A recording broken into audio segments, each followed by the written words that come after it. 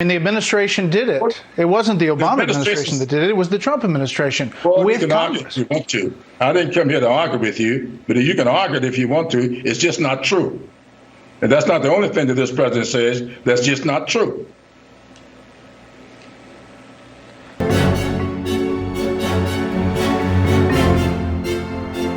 Nobody is more opposed to the small number of bad police officers, and you have them. They're very tiny. I use the word tiny. It's a very small percentage, but you have them. But nobody wants to get rid of them more than the overwhelming number of really good and great police officers. He never even mentioned the words bias or systemic racism. Instead, he says there have been instances where officers misused their power. The executive order is a good thing. It fell sadly and seriously short. I think what the president had today was a photo op. We saw the president today put people before politics.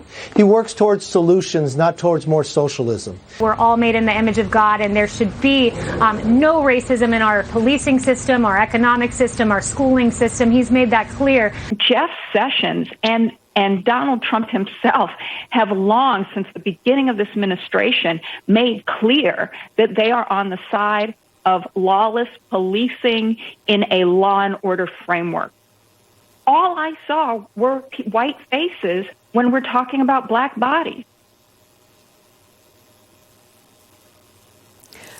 Indeed. This is a moment, truly, that many pushing for policing reform are embracing. As CNN's Caitlin Collins reports, this executive order came moments after President Trump privately met with the families of men and women who had been killed because of police brutality and racism, including the family of Ahmaud Arbery. They basically just told their stories, which apparently, according to people I talked to, there were tears. And, I think the president was kind and gracious to them. It will not do anything to correct police brutality, which is the real issue. You can't have a recommendation to fixing police. That's not going to work. The police entities operate within their own culture. They've been doing it for many, many years. This is a good start. It gives me an indication that there's some way in which people can come together and come up with something that's workable and that's going to make a difference. And that's what's important. Let's get reasonable. Chokehold is a lynching. It's a strangulation. It's a lynching. The executive order is a good thing.